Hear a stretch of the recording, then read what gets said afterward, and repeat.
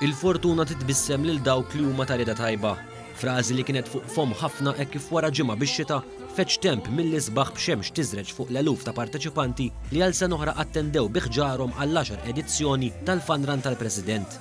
Appuntament li fih il-flus miġbura jmorru fil-Karus Nazzjonali tas-Solidarjetà immexxi mill-Malta Community Chest Fund.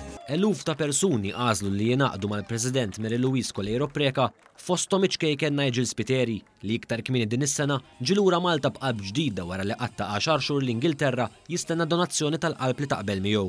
Ir-raġel tal-President is-Sur Edgar Preca iddeskriva dan l-avveniment bħala esperjenza li jixtieq li jibqa' jgħixha għal dejjem. Esperjenza li nixtieq naqpa' ngħixha ngħid il-verità. Is-sabiet tagħhom dawn l-attivitajiet meta qegħdin ngħinu mingħajr ma nafu l-ħadd ieħor. Għax inti tgħin il-familja tiegħek u xe tiġi minn hekk tiġi kważi naturali. Imma tgħin il-ħadd ieħor li qasbis tafu id-diktur il-qalbira l aħna l-Maltin. Din is-sena l-ġirja telqet mir-Rabat b'distanza totali sal-belt tkun ta' ftit aktar minn 11 kilometru. Oħrajn għażlu li jimxuha minn postijiet bħall-Università ta' Malta, Raħal Ġdid u Santa Venera. Għal ħafna din ma kienx l-ewwel darba li ħadu sehem f'din l-attività għal karità. Kanta fil-korra u voka għandna kemm ma nimajna l-qudiesa u wara ħafna drabi ħafna minna jieħdu sehem fil-mixja wkoll. Naħseb dina 6 sena li naħseb mxejn. Iva, dis-sena ġejna bħala biex nagħtu l-kontribut tagħna wkoll bħala scouts u kull sena niġu bħal speċi niġu l-ventures il-kbar u nagħmlu din il-mixja bħala solidarjetà ma' minnu nqas xurja.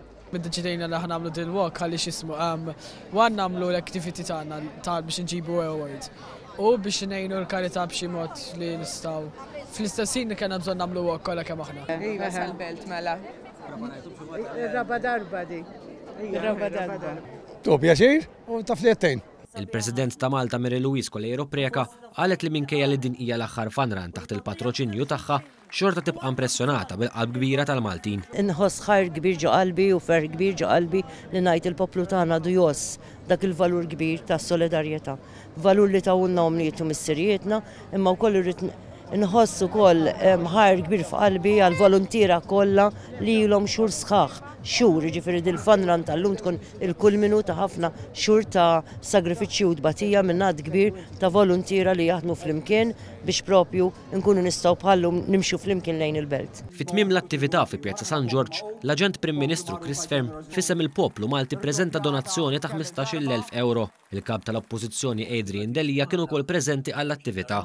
Kull min ħasem ta' donazzjoni ta' 10 euro.